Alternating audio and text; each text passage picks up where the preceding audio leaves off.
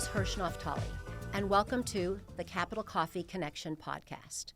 I'm really excited because today we have an amazing guest. Before we get to our talk and our coffee, I wanted just to give a little introduction of why we have this podcast. So many times people will say about a politician or an elected official, he's just a politician. It's just a person like a cardboard cutout.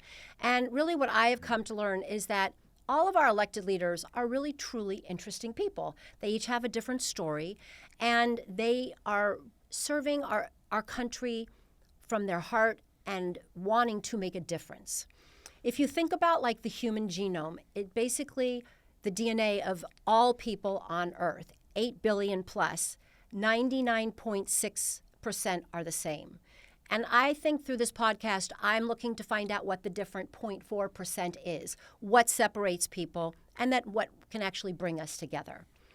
And when I was thinking about our guest today, I just want to tell a really quick story. So when my youngest son was going into second grade, the summer before, the teacher and the principal, they pulled me into the office and they said, we think there's a problem. He's not reading. There might be something going on. And I said, okay, well, let me work on it over the summer. And during the summer, we read tons of little books that were hand-me-downs from his siblings. And I gave him these cute little eraser characters as like, yes, a consequence to reading. And when he started reading, when he came back to second grade, he was one of the top readers in his class. And the reason I tell this story is because our guest today, Congressman from Long Beach, Robert Garcia, came to America when he was 5. And one of the ways that he learned to not only speak English, but to read was through comic books. And we're going to talk about that. But I just thought that it's not a story that's unique in the sense that many little kids don't have it easy when it comes to a new language or to reading. And so I just thought that that was an interesting bond. And we're going to talk about your passion for comic books. Robert Garcia represents California's 42nd District, which people think of as Long Beach, but it's also including Signal Hill, Lakewood, Bellflower, Downey, Bell Gardens, Commerce, Cudahy, Bell, Maywood, Vernon, Huntington Park, Walnut Park, Florence, Firestone. It's a little rap I do. Yes. And he is the former mayor of Long Beach, and he is also the president of the Democratic freshman class in the U.S. Congress. So while we aren't going to talk about politics and policy, you've done a lot. You're an incredible leader, and I just want to say thank you and welcome to our podcast, and thank you for having coffee so that we can enjoy it today. And I understand he has about 3 cups of coffee a day. 3 cups of coffee, yeah. No, thank you. I'm happy to be here, and happy to chat about any topic, and I do love coffee also. All right. Well, cheers. And good morning. Thank you. Good afternoon and good evening. Absolutely. Right? Just any time coffee. So start with your parents. They immigrated when you were 5 years old from Lima, Peru. Yeah, I was a little younger than 5, but I was a young kid, and we all immigrated to the U.S. And it was great at the time when I first arrived. Just the experiences I was exposed to, and so it was me, my mom, my dad, my grandmother, and then my aunt and my uncle had come just a few months before. Yeah. And so we all were here. We landed here in the LA area, kind of settled in the San Gabriel Valley, and grew up in a very typical immigrant experience. We didn't know any English. Nobody came with English. Nobody came with English. I mean, Wow. I think my mom had taken an English class maybe in high school or something, but no one really knew the language. And immediately, my aunt was cleaning houses. My mom was helping her. My mom got a job at a thrift shop. She pretty soon got a job at a clinic, kind of doing admin work. And we just grew up in a very typical immigrant experience in the San Gabriel Valley area. And I just feel very fortunate to have had such great examples of hardworking family, and that encouraged me to do well in school.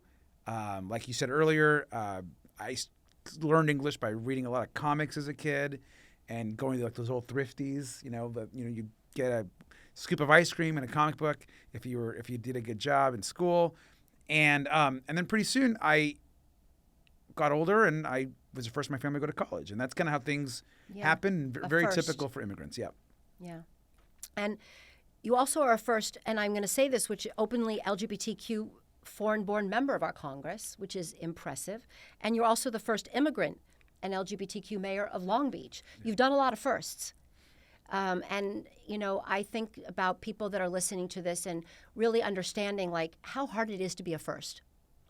Yeah, I mean, I think it is really hard. I remember the first thing that really impacted me was being in college and not having anyone to lean on as to what to do. Because we literally knew nobody that had gone to college. And so when I went to Long Beach State, first I went to Long Beach State only because it was the university that was adjacent to the beach we'd go to every summer. Interesting. So we would drive from San Gabriel Valley to a beach called Mother's Beach in Long Beach. It's a small little beach.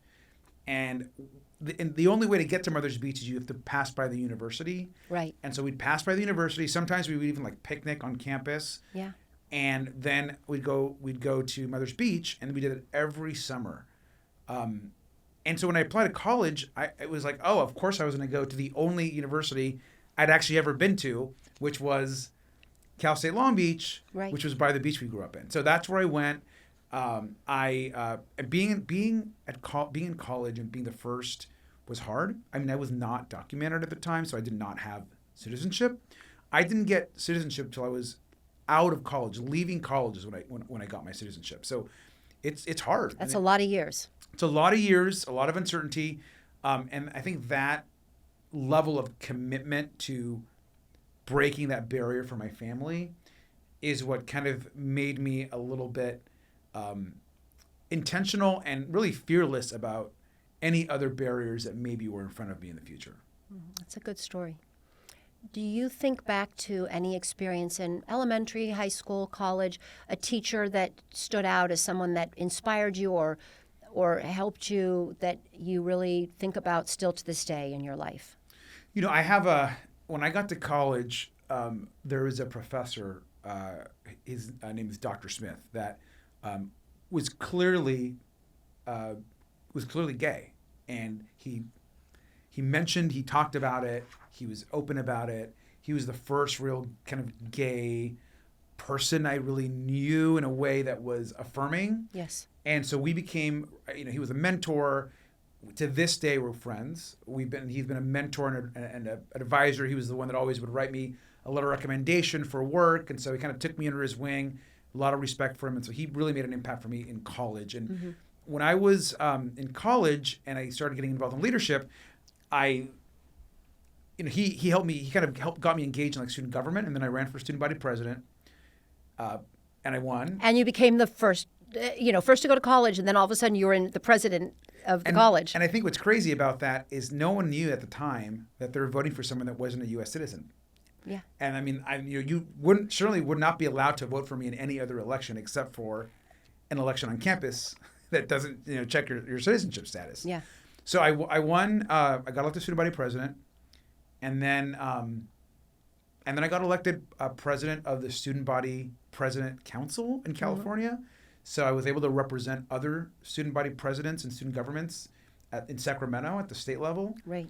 And then when I did that, I got a kind of a taste of what like legislative advocacy was like. And then from there, it's just things that started happening, and I got a little involved and figured myself out, and here we are. And then you became a mayor, which isn't just figuring yourself out. I mean, that's a pretty big responsibility. How did like you go from where you were to deciding I'm going to run for mayor? Well, by the time, when I became a U.S. citizen, I got involved in some politics. I became an educator, so I went to grad school. Had a lot more choice at that point because I knew what I was doing. Yeah. I went to USC, had a great experience in grad school. I went back, got my doctorate. Oh wow. Okay. I taught both in the classroom and became a college administrator pretty young, and then I just had an inkling that I could do the kind of political legislative work as someone that could represent the community because I was so involved in the community. Yeah. And so I ran for city council. When I got elected to the council in Long Beach, at the time I was the youngest person ever elected to the city council. First, certainly openly gay Latino, youngest person. So I kind of was breaking barriers there, which was fine. And then immediately after that, my mayor said not to run for re-election for the last term. Had only been on the council. I was still in my first term, and so everybody was like, "Well, there's no way you're going to run for mayor because you're only 32 years old." And everyone that was going to run for mayor was like seasoned legislators, like a member of the state assembly, longtime council people. What gave you the confidence to do it? I'm a pretty fearless person. I have never been somebody that feels constrained by my circumstance. Or what people say is what's supposed to be. Or what's supposed to be. Yeah. I've never been a person that kind of falls into that. And so when I looked at the position, like Long Beach is a huge city. People don't realize it. It's bigger than Cincinnati, St. Louis, Miami, New Orleans. Yeah. It's a huge city. It's 500,000 people. It's big. And so when I was looking at this, and it's the same size as Atlanta, Georgia, I tell people all the time. So when I was looking at this at the opportunity in the seat, I knew that the community wanted kind of like a fresh, new perspective. Interesting. And so I put myself forward. Right. No one thought I was going to win.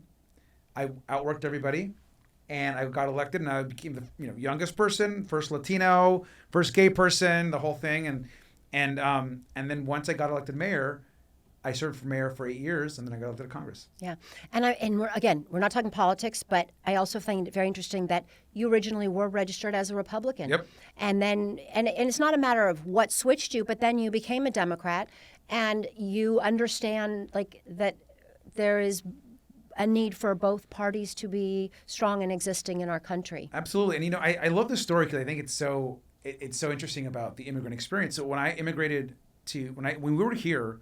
I'm a U.S. citizen because of Ronald Reagan. Mm-hmm. Ronald Reagan signed the 1980s amnesty bill, the last actual piece of legislation that gave immigrants a pathway to citizenship. Right.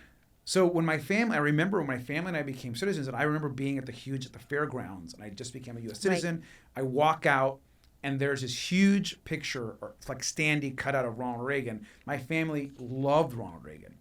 And so we all became Republicans, not just me, but everyone in my family. Yeah. And then time moves forward, and then you kind of figure yourself out.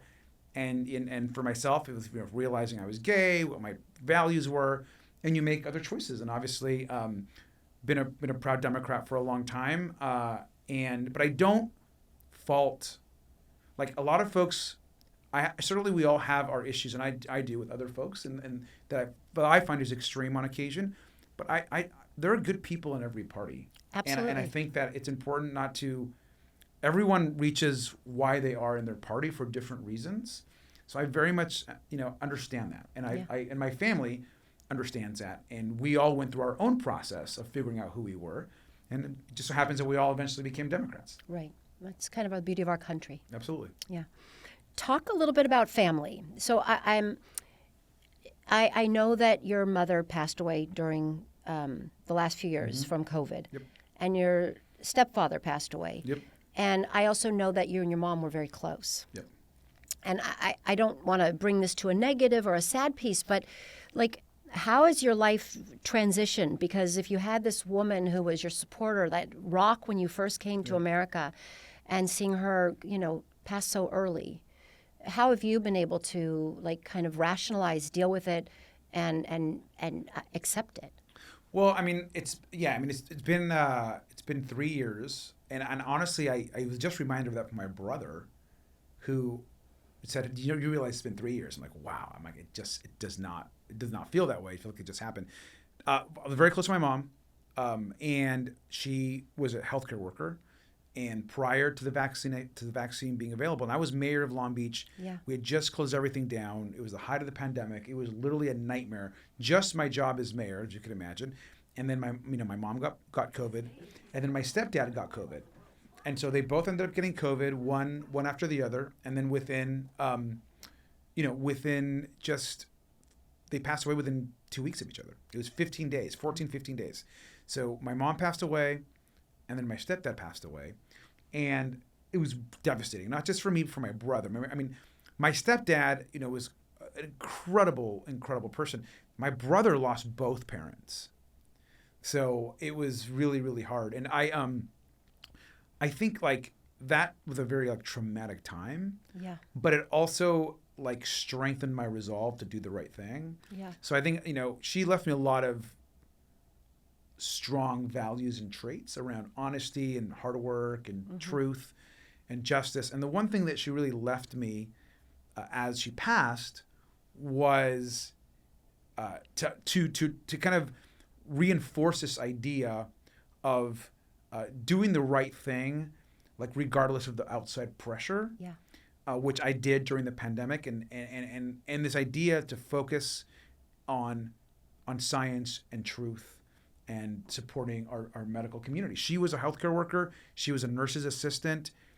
She talked about the virus and the pandemic in really important ways, and she left me with that. And I grew up in hospitals and clinics. Yeah. And so part of the reason why Governor Newsom called our response in Long Beach the best response in the state of California. Part of the reasons why President Biden singled out the city of Long Beach as a national model in pandemic response is because of the work of my mom and bringing me around so many healthcare professionals. It's beautiful. So it's her legacy. Absolutely. Part of her legacy, Absolutely. But a beautiful part. You are married. Yes. And how is it to be married and be someone now who is half of the time in D.C.? I mean, I don't want to dig into being too personal, but Sure. you have to have a pretty special partner, husband, to be able to work on that. How does that go? Yeah, I mean, I think first we're still learning how to make it work. It's very hard to be. Yeah, you're new to this, I understand. But it's the good thing is like he's a very strong, independent, progressive person on his own, and so we were both. He's a professor. He's an academic. He's a political scientist, so he kind of gets the business. Yeah. And so I think everyone in DC that I've talked to that's married figures it out. You go from being with your partner every day. At least I was. Right. Well, that's how most do too. Like not seeing them 4 or 5 days a week. Yeah, and actually sometimes not seeing them for 2 weeks Exactly. if you are in a short weekend. Yeah. And so. So it is a hard adjustment, but I think that you figure it out. I think that Matt's a incredibly smart, talented person, and the spouses that I have met, particularly like the freshmen, they're all great people, and they're all just trying to figure the best way forward. But it is the one thing I really wish that we'd be able to be home more even, but I think it's harder for Californians. Yes. And I think about. Like, I have a colleague from Hawaii who's a freshman. I'm going, oh, man. If you think it's bad for us on the West Coast, I think about her all the time, too. That's 5 more hours. Yeah, right. And I am very envious of my colleagues that live in Maryland and Virginia. Yeah, just the Acela to home. Yeah. Or even New They're York. home for dinner.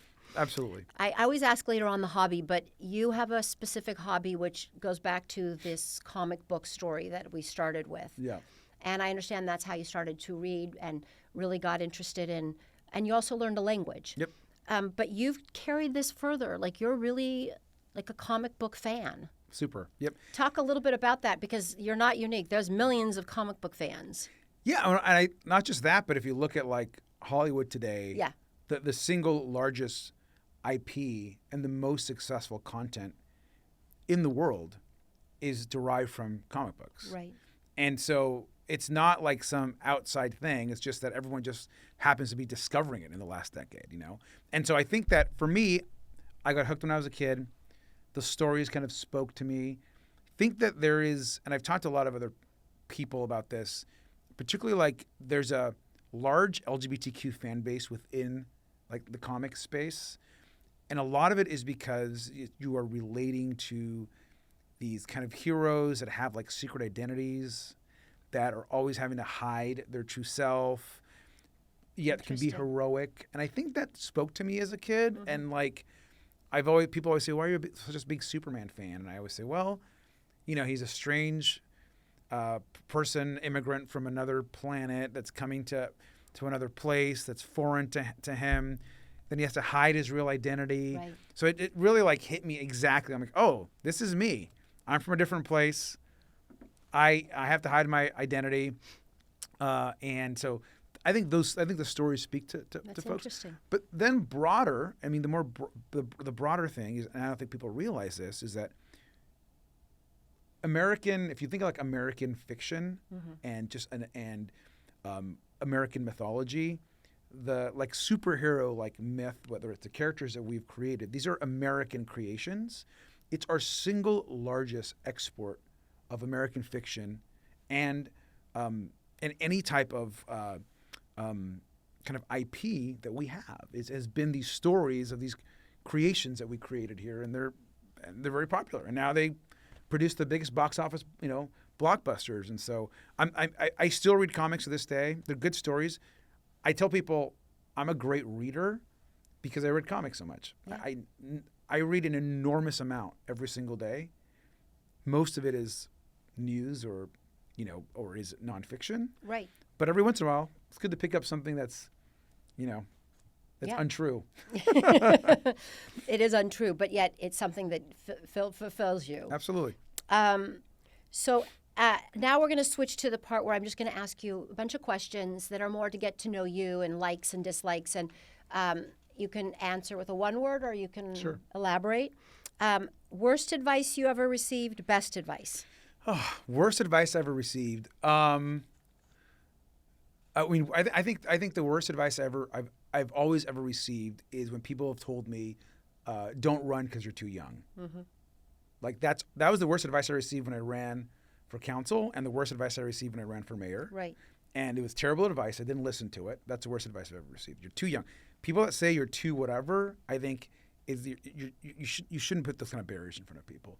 I mean, the best advice I've received has always been from like my mom, my grandmother, who kind of passed on, is that the best way of getting something done is to be kind and nice to people. Mm-hmm. That's the best advice I received.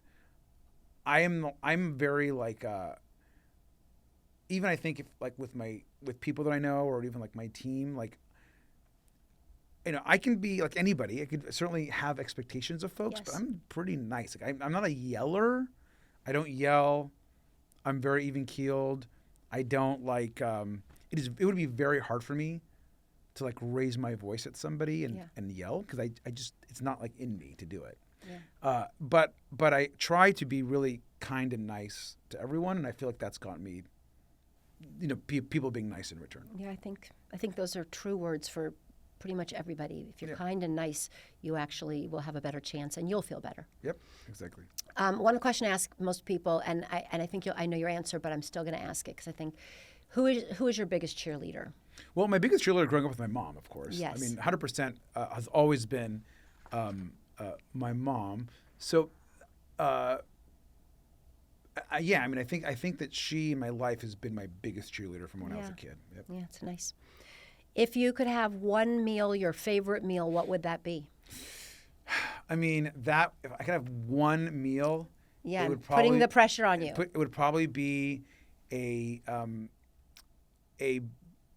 cheese and bacon and avocado burger.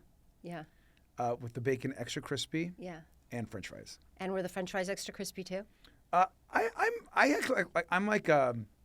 have a wide variety of French fry tastes, so I can go from the very crispy to the softer French fry. Okay, good.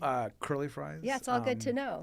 But I think a good like hamburger with cheese and avocado and bacon and fries would be my last meal if I ever. That's a pretty good one. Yeah. Yeah. Favorite music? Hip hop. That's it. One word answer. I mean, hip hop and rap. Yeah. Yep. And if you have to do one household chore, what is your favorite household chore? I absolutely love doing laundry. That's funny. Me too. I love doing, and it's so therapeutic, and I love doing laundry. In fact, I sometimes have to stop myself from doing laundry when there's not enough of a load to do. Yeah, I hear you. Love doing laundry. Yeah. Okay. Where would you go in the world that you've never been but you would love to go to?